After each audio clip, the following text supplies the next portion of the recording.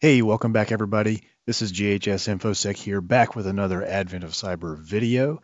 I'm over at the tryhackme.com/Christmas page. If you haven't signed up already, you can join for free. There's still time to join this room. You have up until December 25th to participate in the competition. So anyway, I got this tab open here. We are ready to start the day 3 challenge. I did not make a video for day 2, but it was a super neat challenge. I encourage you to go back and check it out. So with that out of the way, let's go ahead and get started.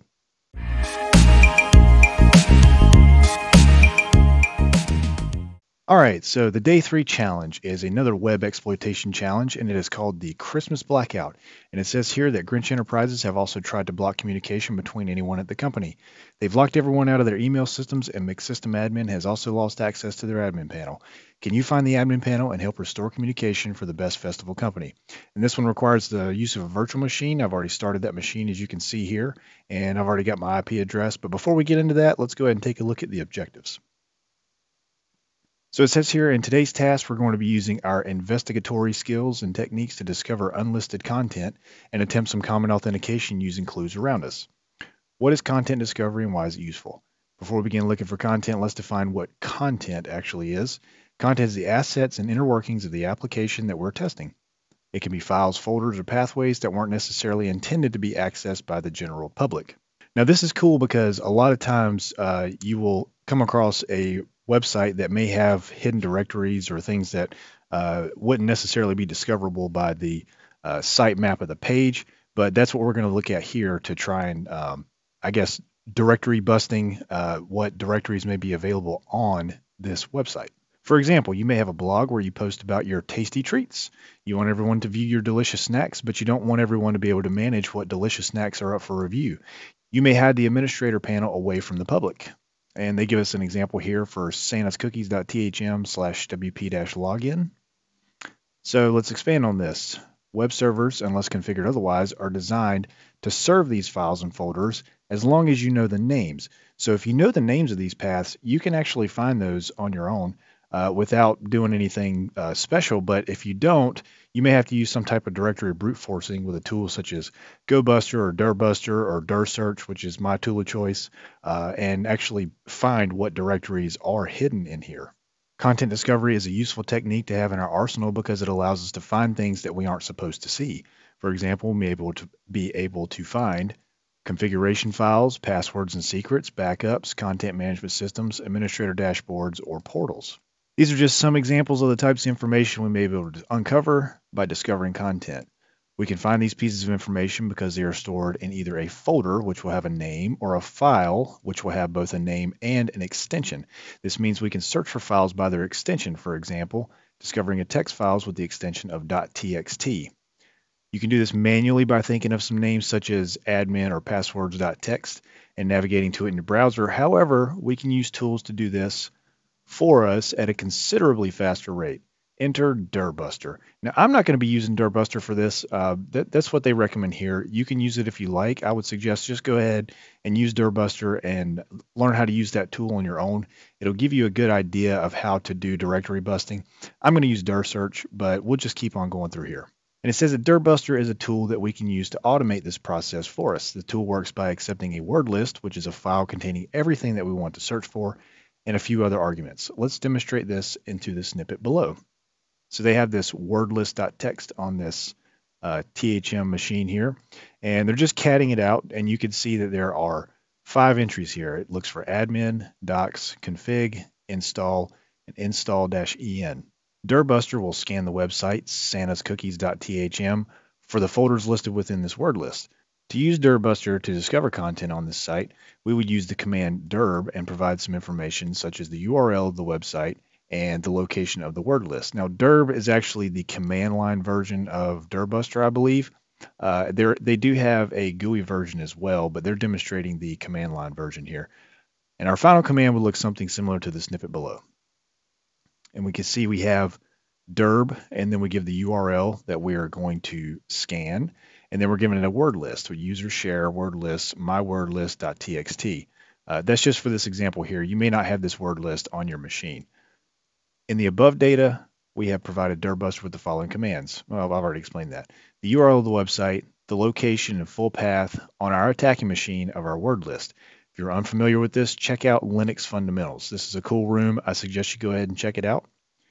Now, once we execute this command, Dirtbuster will search for the existence of a directory on the website using every value in the word list that we have created. So here they are listing examples of some word lists that have been created here. There's a big word list, which has probably got a lot of directories that are common among many different web platforms. They also have Katala. They have a common one, all kinds of stuff. So pick your poison, choose whichever word list you would like. It says your ability to discover content is only as good as your word list. You will find another collection of open source word lists such as SecLists, and they give us a link here. We can open that up in a new tab where you'll be able to use a combination of context and word lists to discover content. So let's take a look at this page here. And I'm not seeing the actual word list, maybe under discovery, web content.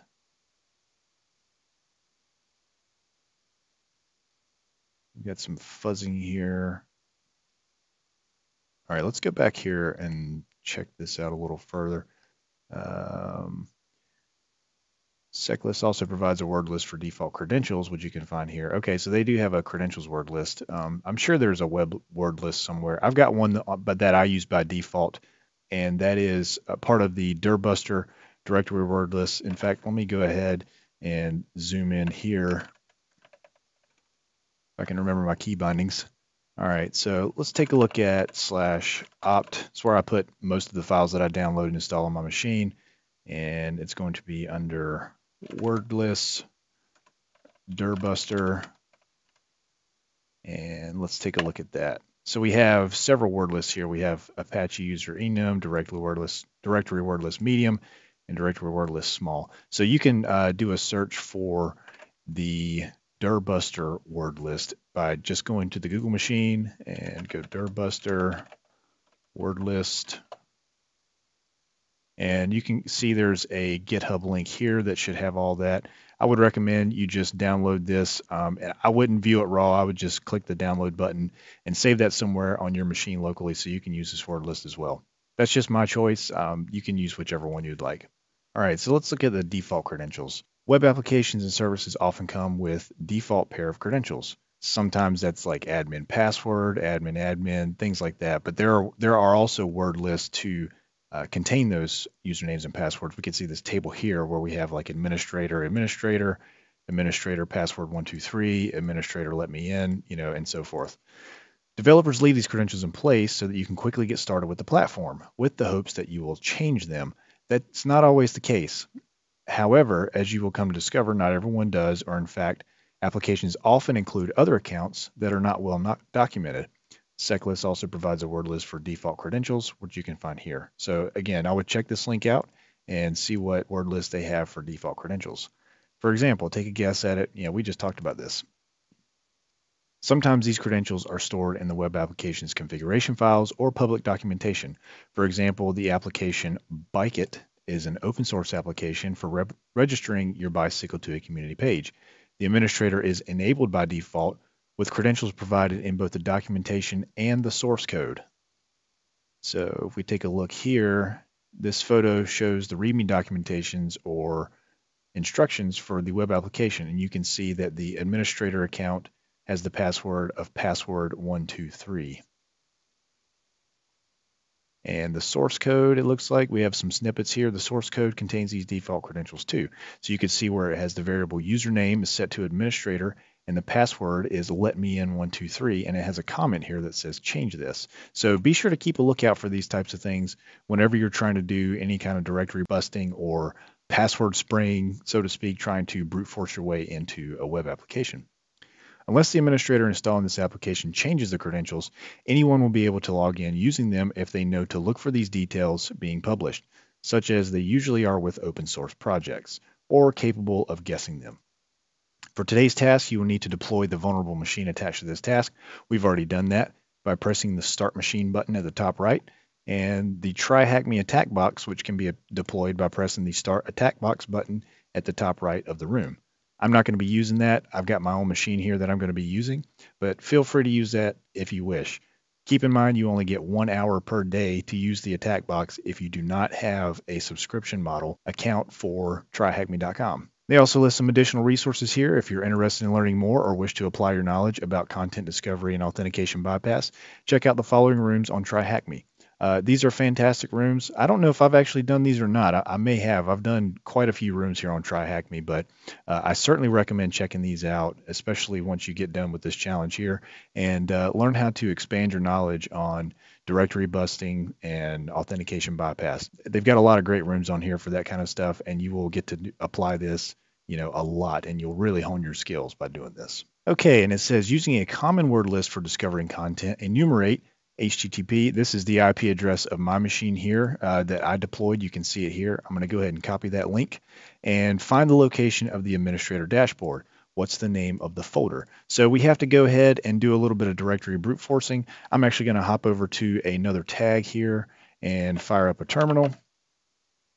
And let's make this a little bit bigger.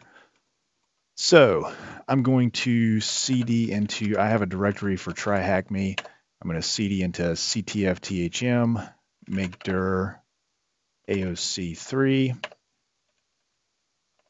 and then we're going to make another directory for day 3, and we're going to cd into that. All right, so now let's go ahead and start doing a little bit of enumeration. Now, like I said before, I use dir search, so I am going to bring up the help menu for dir search so we can see what kind of options we have here. Feel free to use dir search or dirb or dirbuster or gobuster, whichever tool you want. Just make sure that you use the appropriate format when you're inputting this information. So we need a TAC-U for the URL, and we also need, if we want to include any extensions, we can use that with the capital X. I won't be doing that for this first piece because this is just asking for a folder, and then you also have to supply a word list with the TAC-W option. So I'm going to go ahead and say dir search TAC-U. Let me clear the screen here, and we're going to go http:// and I'm just going to paste this in and TAC-W, and my word list is stored in opt word list dirbuster, and I want the directory list medium, and we're just going to go ahead and let this run.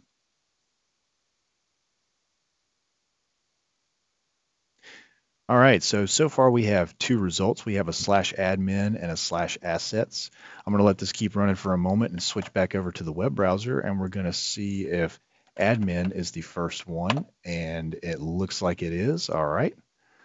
In your web browser, try some default credentials on the newly discovered login form for the administrator user. What is the password? Okay, so let's open a new tab, and let's head over to http:// paste in our IP address and go to /admin. So let's take a look at the source code real quick. We'll just hit Control-U as a quick view source option for the web browser. And let's see if we find anything here. Let's hope the owner has changed these default credentials. I don't see any credentials in here. Loginpage.js. Let's open this up and see if there's anything in here. Ooh, okay. If username equals administrator and password equals administrator, alert, you have successfully been logged in. Okay, so just by looking at the source code, as we saw in our example before, we can potentially find some credentials here, and it looks like we have. So we're going to just go ahead and say administrator and administrator, and it says you have successfully logged in. All right, so let's take a look here. All right, welcome admin. We are the admin user here. Select a user's profile below. We have Santa, Elf McSkitty, and Rudolph. And it looks like we have a flag, THM admin access. I'm going to copy this. So let's go back over to our TryHackMe. It says in your web browser, what is the password? And we found that to be administrator. And what's the value of the flag? And let's paste in the flag. And that's it for day 3. We are done. We're finished. We did it. Day 3 is in the books. I hope you enjoyed this challenge. I hope you find something useful here and learn something. If you haven't already checked it out, go ahead and register for TryHackMe.com. Check out these content discovery and authentication bypass rooms. Walk through this day 3 challenge yourself and give it a shot. It's a blast. This stuff is so much fun, especially when you're going through something blind and you don't know, and you find something in the source code that may be useful. We found this login page.js, and in this JS file, we have credentials. We have administrator and we have administrator as the password. So really cool challenge. I hope you enjoyed this. Please like and subscribe and leave a comment if you have any comments. If you like the format of the videos, if you have any suggestions, any feedback, I'm open to receiving any of that.